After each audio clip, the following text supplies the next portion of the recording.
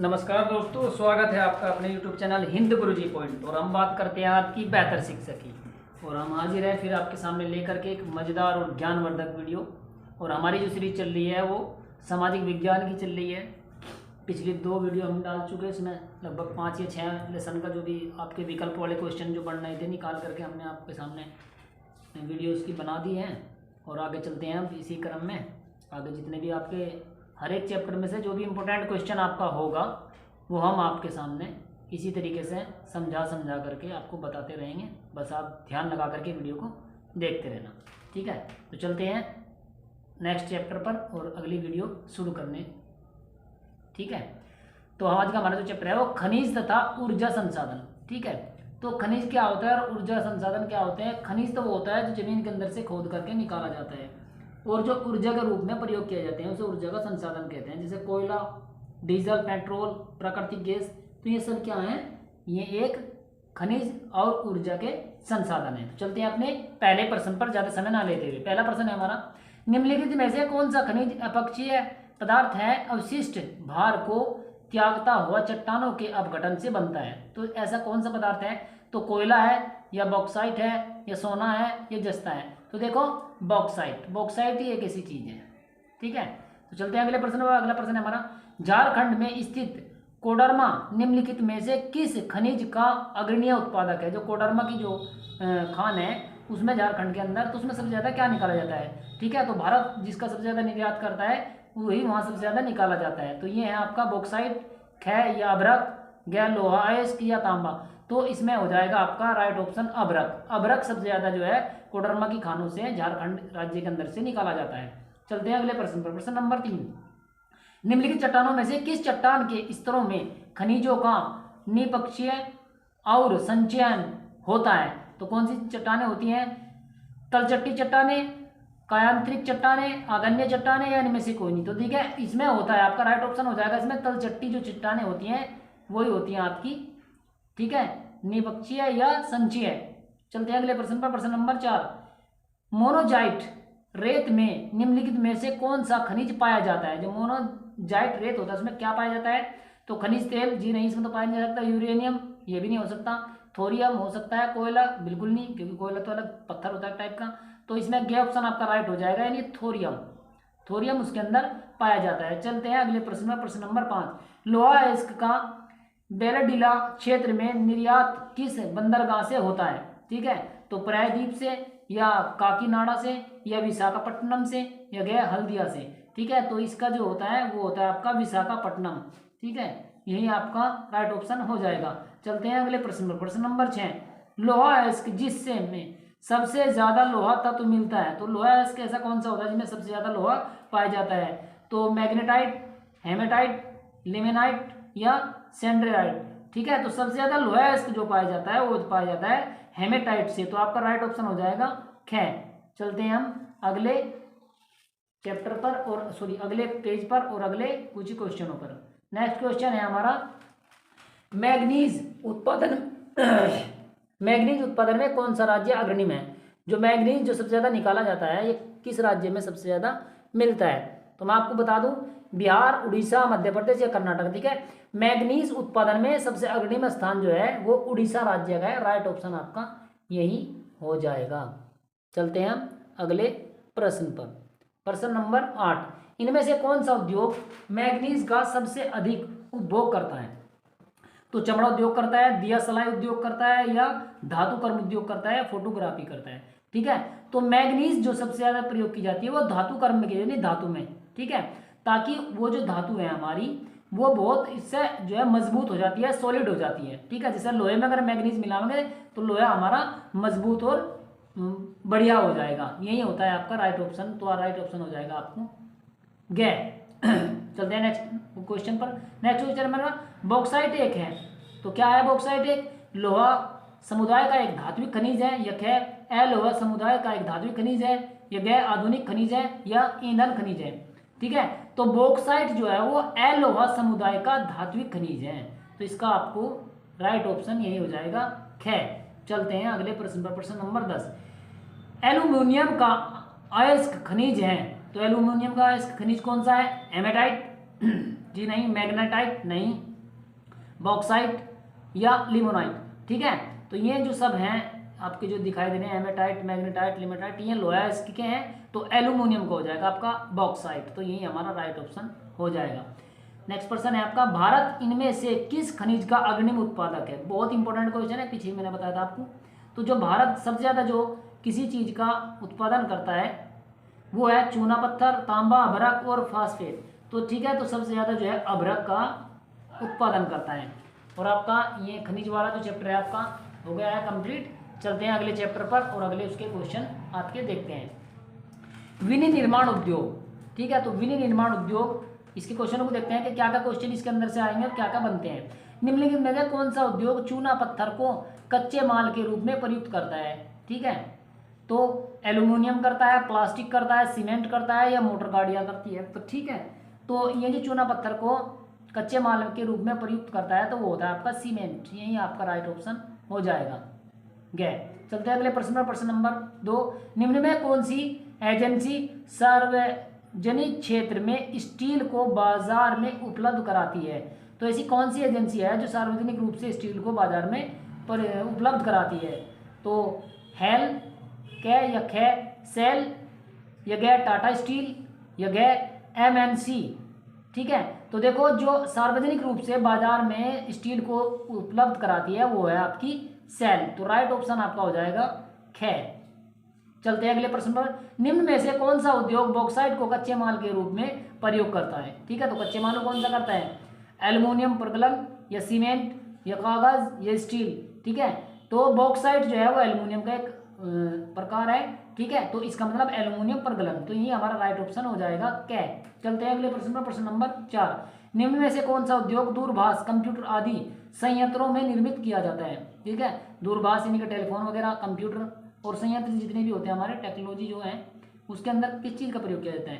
तो स्टील का या एल्युमिनियम प्रगलन का या इलेक्ट्रॉनिक का या सूचना प्रौद्योगिकी का। ठीक है, तो ये सब हमारे जो होते हैं वो इलेक्ट्रॉनिक के अंतर्गत आते हैं और यही हमारा राइट ऑप्शन हो जाएगा गैर। चलते हैं अगले प्रश्न पर। प्रश्न नंबर 5, मशीनों द्वारा बड़ी मात्रा में कच्चे माल में उपयोगी तथा मूल्यवान वस्तुओं का उत्पादन करना कहलाता है। तो क्या कहलाता है? सह उत्पादन, सह तो साथ में होता है, सह निर्माण जो साथ में मिलकर निर्माण किया जाता है, विनिर्माण हो सकता है, अविनिर्माण तो ये तो हो नहीं सकता, तो इसी को कहते हैं विनिर्माण। ये हमारा राइट ऑप्शन हो जाएगा गैर। तो मैं ऐसी आशा करता हूँ कि आपको अच्छे से समझ में आ रहे होंगे, और जो समझ में ना आ रहा हो, कहीं कोई चीज़ दिक्कत हो तो हमें वो नीचे कमेंट बॉक्स में कमेंट कर करके बता सकता है, मुझे थोड़ा डिटेल से इसको बता देंगे। चलते हैं हम अगले पेज पर, इसके कुछ क्वेश्चन बच गए हैं।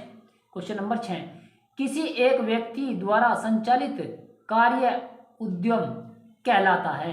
तो भारी उद्योग कहलाता है या सार्वजनिक उद्योग कहलाता है या निजी उद्योग कहलाता है या कृषि आधारित उद्योग कहलाता है? तो मैं आपको बता दूं, सार्वजनिक उद्योग तो वो कहलाता है जिसमें सभी लोगों का हिस्सेदारी होती है।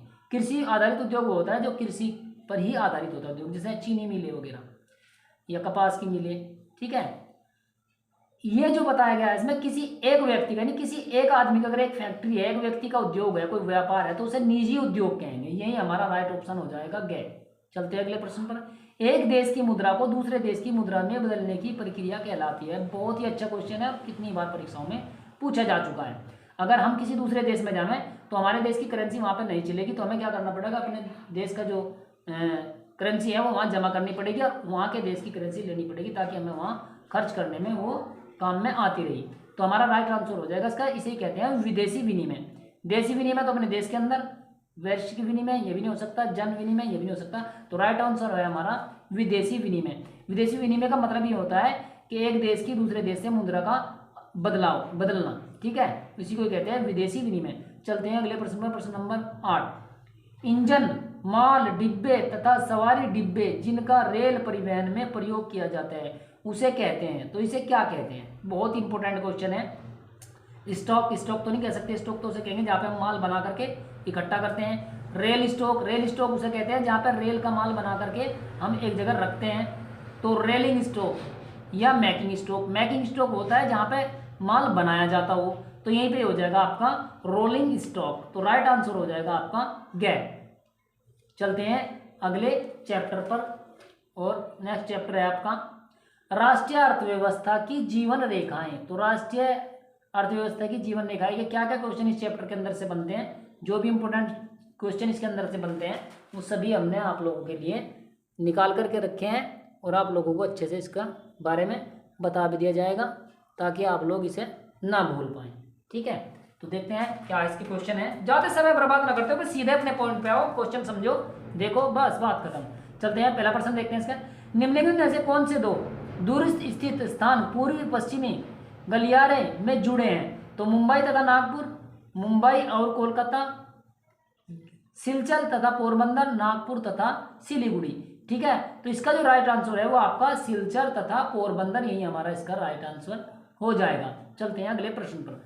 निम्नलिखित में से परिवहन का कौन सा साधन विभ्रांतरण, हानियों तथा देरी को घटाता है? तो ये कौन सा ऑप्शन इसका हो जाएगा? रेल परिवहन है या पाइपलाइन है या सड़क परिवहन है और जल परिवहन है? तो मैं आप लोगों को बता दूं इनमें सबसे जो इम्पोर्टेंट बात है वो ये है कि अगर हमें कोई संसाधन कहीं से मंगाना है, कोई साधन मंगाना है और जिसमें हमारा एक्सीडेंट का यानी कोई हानियां भी नहीं होती, कोई खर्च भी ज़्यादा नहीं होता, वहन नहीं करना पड़ता, तो रेल परिवहन तो इसमें भी हमारा खर्च होता है, सड़क परिवहन माल मंगाने के लिए इसमें भी खर्च होता है, जल परिवहन इसमें भी जो जल के पानी वाले जहाज जाते हैं इसमें भी हमारा खर्च होता है और जो है मतलब हादसा होने का भी डर रहता है। लेकिन पाइपलाइन के जरिए हम मंगा सकते हैं, इसमें बार बार हमें जो है जोखिम ज़्यादा नहीं उठाना पड़ता। तो राइट आंसर हमारा हो जाएगा ख, यही हमारा राइट आंसर है, पाइपलाइन। चलते हैं अगले प्रश्न पर। प्रश्न नंबर 3, निम्न में से कौन सा राज्य हजारी विजयपुर जगदीशपुर पाइपलाइन से नहीं जुड़ा हुआ है? ठीक है, तो इनमें से कौन सा एक राज्य है जो हजारीपुर, विजयपुर और जगदीशपुर से नहीं जुड़ा हुआ है? तो मध्य प्रदेश बिल्कुल जुड़ा हुआ है, गुजरात ये भी जुड़ा हुआ है, महाराष्ट्र या उत्तर प्रदेश। ठीक है, तो इस वाली जो लाइन से नहीं जुड़ा हुआ है वो है आपका महाराष्ट्र, ये हमारा राइट आंसर हो जाएगा। बल्कि मध्य प्रदेश, गुजरात और उत्तर प्रदेश हाजीपुर और विजयपुर जगदीशपुरा इन पाइपलाइनों से जुड़ा हुआ है, बस महाराष्ट्र ही नहीं जुड़ा हुआ है। ध्यान रखना कि नहीं पूछ रहा है, नहीं जुड़ा हुआ है। ठीक है, चलते हैं अगले प्रश्न पर। इनमें से कौन सा पतन पूर्वी तट पर स्थित है जो अंत स्थलीय तथा अधिकतम गहराई का पतन है तथा पूर्व सुरक्षित है? ठीक है, तो देखो बहुत ही इंपॉर्टेंट क्वेश्चन है, बार बार ये पूछा जा चुका है। तो इसमें क्या? चेन्नई, जिनई, ख तूतीकोरिन, ग प्रायद्वीप या विशाखापट्टनम? तो इसमें जो राइट आंसर हो जाएगा वो आपका विशाखापट्टनम हो जाएगा। यही स्थलीय और अधिकतम गहराई वाला, नहीं बहुत ज़्यादा गहराई ये पतन है और तथा पूर्ण रूप से सुरक्षित भी है, विशाखापट्टनम। ठीक है, चलते हैं अगले प्रश्न पर। प्रश्न नंबर 5, निम्न में से कौन सा परिवहन साधन भारत में प्रमुख साधन है? ठीक है, तो परिवहन का जो सबसे प्रमुख साधन है पाइपलाइन है। जी नहीं, सारे काम पाइपलाइन से नहीं हो सकते। खैर, सड़क परिवहन भी है लेकिन ये बहुत महंगा है। रेल परिवहन जी हो सकता है, वायु परिवहन ये है लेकिन बहुत ज़्यादा महंगा है। तो सबसे ज़्यादा जो हमारा परिवहन संसाधन है भारत में, प्रमुख जो संसाधन है वो रेल परिवहन है, यही आपका राइट आंसर हो जाएगा ग। चलते हैं अगले प्रश्न पर। प्रश्न नंबर 6, निम्न में से कौन सा शब्द जो दो या अधिक दोनों देशों के व्यापार को दर्शाता है? यानी ऐसा कौन सा शब्द है जो दो या अधिक देशों के व्यापार को दर्शाता है? आंतरिक व्यापार तो किसी देश के अंदर होने वाले व्यापार को कहते हैं। बाह्य व्यापार जो बाहर के देश आपस में करते हैं उसे कहते हैं। अंतर्राष्ट्रीय व्यापार हो सकता है। स्थानीय व्यापार वो होता है जहाँ एक क्षेत्र से दूसरे क्षेत्र के अंतर्गत व्यापार होता है। तो देखो, जो एक देश से दूसरे देश का जो व्यापार होता है उसे एक शब्द में क्या कहते हैं? अंतर्राष्ट्रीय व्यापार। तो यही हमारा राइट आंसर हो जाएगा। ठीक है, तो चलते हैं अगले पेज पर और अगले कुछ क्वेश्चनों को देखते हैं। क्वेश्चन नंबर 7, बस आप लोग थोड़ा सा ध्यान कर करके देखते रहना, ज़्यादा कुछ नहीं, अच्छे से समझ आ जाएगा। चलते हैं अगले प्रश्न पर। प्रश्न नंबर 7, भारत में प्रथम रेल मार्ग का निर्माण हुआ था। ठीक है, तो भारत में जो प्रथम रेल मार्ग का निर्माण हुआ था 1844 ईस्वी में या गया 1864 ईस्वी में या 1853 ईस्वी में या 1874 ईस्वी में? तो मैं आप लोगों को बता दूं 1853 ईस्वी में प्रथम रेलवे लाइन बिछाई गई थी बम्बई से ताणे के बीच में। लगभग 25-26 किलोमीटर के आसपास ये रेलवे लाइन बिछाई गई थी और पहली रेलवे लाइन वहीं चली गई थी। दूसरी जो रेलवे लाइन बिछाई गई थी वो बंगाल में बिछाई गई थी। ठीक है, तो ये आपका राइट आंसर हो जाएगा। और एक चीज़ और, डाक खाने का जो शुरुआत हुई थी वो भी आपकी 1853 ईस्वी में ही हुई थी। चलते हैं अपने अगले प्रश्न पर। प्रश्न नंबर 8, नाव सेवा नया बंदरगाह किस नगर के पास में है? तो ये कोलकाता के पास में है, मुंबई के पास में, कंडला के पास में या विशाखापट्टनम के पास में? ठीक है, तो ये जो हमारा बंदरगाह है ये हमारा मुंबई के पास में है और यही हमारा राइट आंसर हो जाएगा। चलते हैं अगले प्रश्न पर। प्रश्न नंबर 9। प्रश्न नंबर 9 क्या कहता है हमारा, निम्नलिखित में से उस विकल्प को खोजिए जो जनसंचार के माध्यम नहीं है, जैसे रेडियो, दूरदर्शन, वायु परिवहन, टेलीक्स। ठीक है, तो देखो टेलेक्सा भी एक दूरसंचार का साधन है, दूरदर्शन भी एक दूरसंचार का साधन है, रेडियो भी एक दूरसंचार का साधन है, लेकिन वायु परिवहन नहीं है, ये एक परिवहन का संसाधन है। ठीक है, तो ये सब क्या है, सूचनाओं का आदान प्रदान करने वाली चीज़ों को ही संचार का साधन कहते हैं और ये तीनों के तीनों संचार के साधन है, बल्कि वायु परिवहन संसाधन नहीं है। चलते हैं अगले प्रश्न पर। प्रश्न नंबर है नेक्स्ट 10। भारत का सर्वाधिक विदेशी व्यापार किस देश के साथ होता है? बहुत इंपॉर्टेंट क्वेश्चन है, पता नहीं कितनी बार परीक्षाओं में पूछा जाता है। तो दुनिया में सबसे ज़्यादा जो भारत व्यापार करता है, यानी वस्तुओं को भेजना और दूसरे देश से वही वस्तुओं को खरीदना, जो हमारे देश में वस्तुएं हैं उनका निर्यात करना और जो हमारे देश में वस्तु नहीं है उन्हें दूसरे देश से खरीदना। तो अमेरिका, बेल्जियम या ब्रिटेन या जर्मनी। तो देखो मैं आप लोगों को बता दूं कि भारत जो सबसे ज़्यादा व्यापार करता है वो अमेरिका से करता है, तो राइट आंसर हमारा हो जाएगा क्या। चलते हैं अगले प्रश्न पर। प्रश्न नंबर 11। निम्नलिखित में से कौन सा समूह भारत में निर्यात को दर्शाता है? तो कौन सा ऐसा समूह है जो भारत में निर्यात को दर्शाता है? निर्यात का मतलब होता है जो भारत अपने देश में उत्पादन कर करके उस वस्तु को किसी दूसरे देश को बेचता है, उसे कहते हैं निर्यात, और जो खरीदता है उसे कहते हैं आयात। तो इस्पात, पेट्रोलियम पदार्थ, तो पेट्रोल तुम्हारे यहाँ से निर्यात किया ही नहीं जाता, तो ये भी नहीं हो सकता, ये गलत है। चलते हैं आगे। मैग्नीज, बिल्कुल मैग्नीज भी होता है। चाय, ये भी होता है। चमड़े, ये भी होता है, चमड़े का सामान ये भी होता है, तो ये हो सकता है। कागज, ये नहीं, कागज तो हम ज़्यादातर बाहर से मंगाते हैं। जवाहरात, ये भी बाहर से आते हैं ज़्यादातर। पूंजीगत वस्तुएं ये हमारे यहाँ भी होती है, कुछ बाहर से मंगाते हैं। चलते हैं अगले प्रश्न पर, अगले ऑप्शन पर। रेलगाड़ी के डिब्बे, रासायनिक उर्वरक, औद्योगिक मशीनरी। तो इसमें हमारा जो राइट आंसर है वो है आपका ख, क्योंकि मैग्नीज का भी भारत निर्यात करता है, चाय का भी निर्यात प्रथम स्थान पर रहता है, चमड़े की वस्तुओं का भी जो सामान हम बनाते हैं वो भी दूसरे देशों में निर्यात किया जाता है।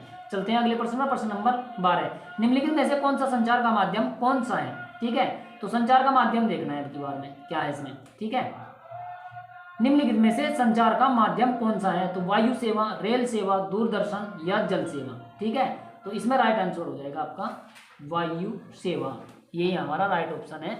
चलते हैं अगले चैप्टर पर। चैप्टर नंबर नेक्स्ट, सत्ता की साझेदारी। इसके अंदर से जो भी क्वेश्चन आपके बनते हैं देख लेते हैं ना, कौन कौन से क्वेश्चन आपके बनते हैं। प्रश्न नंबर 1 देख लेते हैं इसका। प्रश्न नंबर 1 में क्या है आपके? प्रश्न नंबर 1 में देखते हैं, श्रीलंका की जनसंख्या है, बहुत इंपॉर्टेंट क्वेश्चन है। भारत की पाकिस्तान की संख्या, तो जनसंख्या अगर पूछ रहा है तो उत्तर प्रदेश के बराबर है, लेकिन यहाँ पूछ रहा है श्रीलंका की जनसंख्या कितनी है, तो हरियाणा से कम है, हरियाणा के बराबर है, हरियाणा से अधिक है या हरियाणा से दोगुनी है। तो मैं बता दूं आपको, श्रीलंका जो देश है उसकी जनसंख्या लगभग हमारा जो हरियाणा जो राज्य है उसके बराबर है, यानी जितनी हरियाणा में जनसंख्या है उतनी लगभग पूरे श्रीलंका में है। चलते हैं अगले प्रश्न पर। प्रश्न नंबर 2। स्वतंत्रता के समय बेल्जियम में डच भाषी थे, तो जो स्वतंत्रता के बाद बेल्जियम जो कंट्री है, बेल्जियम जो देश है, उसमें जो डच भाषा बोलने वाले लोग थे उनका प्रतिशत कितना था? 40%, 49%, 50% या 59%, यानी 59%। तो आपका राइट आंसर हो जाएगा घ, यानी कि वहाँ पे बेल्जियम में स्वतंत्र जब हुआ बेल्जियम, उसके बाद में जो डच भाषा बोलने वाले जो लोग थे वहाँ के, तो वो थे 59%। चलते हैं अपने अगले प्रश्न पर। प्रश्न नंबर 7। सत्ता में साझेदारी के कारक हैं, यानी सत्ता में जो साझेदारी होती है कौन कौन से कारक हैं? विवेकपूर्णता, नैतिकता, ये दोनों, इनमें से कोई नहीं। तो विवेकपूर्णता और नैतिकता दोनों की ही साझेदारी सत्ता में होती है, तो आपका राइट आंसर हो जाएगा ये दोनों। चलते हैं अगले प्रश्न पर। प्रश्न नंबर 8। बेल्जियम सीमा की साझेदारी नहीं करता, तो बेल्जियम जो है, बेल्जियम देश जो है उसकी सीमा की जो साझेदारी है किस देश से नहीं होती है? तो श्रीलंका से, नीदरलैंड से, फ्रांस से, जर्मनी से। तो मैं आपको बता दूं कि बेल्जियम जो है एक यूरोपियन कंट्री है, एक यूरोपीय देश है, तो नीदरलैंड से भी उसकी सीमा मिलती है, जर्मनी से भी उसकी सीमा मिलती है, फ्रांस से भी उसकी सीमा मिलती है, लेकिन श्रीलंका से उसकी सीमा नहीं मिलती है, क्योंकि श्रीलंका पूरा का पूरा समुद्र में है, और अगर इसे माना जाए तो समुद्री सीमा केवल श्रीलंका देश की भारत से मिलती है। चलते हैं अगले प्रश्न पर। प्रश्न नंबर 9। श्रीलंका स्वतंत्र राष्ट्र कब घोषित हुआ? तो अगर मैं आपसे पूछ लूं कि भारत कब आजाद हुआ था, तो भारत आजाद हुआ था 15 अगस्त 1947 को, और श्रीलंका ठीक इसके 1 साल बाद में आजाद हुआ, यानी 1948 में। तो देखते हैं कौन सा ऑप्शन है। 1947 जी नहीं, 1950 जी नहीं, 1948 हाँ, 1945 जी नहीं। तो श्रीलंका जो आजाद हुआ था वो 1948 में हुआ था, और अंग्रेज भी भारत को कह रहे थे कि हम इसको 1 साल के बाद यानी 1948 में भारत को स्वतंत्र राष्ट्र घोषित कर देंगे। लेकिन जब आज़ाद हिंद फौज का जो प्रेशर गया, उन लोगों ने चुन चुन करके इनको मारना शुरू कर दिया, तो इसकी डर की वजह से अंग्रेजों ने क्या काम किया, 1 साल पहले ही यहाँ से भारत को छोड़ करके भाग गए और उन्होंने से 1 साल पहले ही यानी 15 अगस्त 1947 को भारत को एक स्वतंत्र राष्ट्र घोषित कर दिया। चलते हैं अपने अगले प्रश्न पर। प्रश्न नंबर 10, बेल्जियम की राजधानी का क्या नाम है? बहुत इंपॉर्टेंट क्वेश्चन है। जब बेल्जियम की बात हो रही है तो उसकी राजधानी भी पता होनी चाहिए। ब्रुसेल है या ब्राजील है या बैंकॉक है या न्यूयॉर्क है? तो मैं आपको बता दूं, ब्राजील एक देश है, बैंकॉक भी एक शहर है, लेकिन ये आपके बेल्जियम में नहीं आएगा। न्यूयॉर्क एक अमेरिका का शहर है। तो बेल्जियम की जो राजधानी है वो ब्रुसेल्स है। तो ऐसे भी याद रख सकते हो आप, ट्रिक से भी, कि बेल्जियम और ब्रुसेल्स। तो यही आपका राइट आंसर हो जाएगा। ठीक है, तो यही थे आपके प्रश्न, जो आपके लगभग आपके जो 3-4 चैप्टर से जो भी आपके इंपॉर्टेंट क्वेश्चन थे वो आपके सामने हमने रख दिए हैं। आपको मैं ऐसी आशा करता हूँ कि वीडियो अच्छी लगी होगी। तो बस आप लोग ध्यान से देखते रहना इसको। अगर वीडियो पसंद आई हो तो लाइक करें, चैनल को सब्सक्राइब करें और अपने दोस्तों में शेयर करें, ताकि ज़्यादा से ज़्यादा लोगों को इसका फ़ायदा हो सके। और आप लोग बस, अब परीक्षाएं नज़दीक हैं, मेहनत से पढ़ते रहें। जब भी आपको समय मिले बीच बीच में वीडियो भी देखते रहें। और अगर अच्छे से समझ में हो, आप खुद से हाथ से लिखना चाहे तो आप स्क्रीनशॉट लेकर इसको लिख भी सकते हैं। बस अंत में इतना ही कि सब बच्चे खुश रहें, उनके परिवार वाले खुश रहें। जय हिंद, धन्यवाद।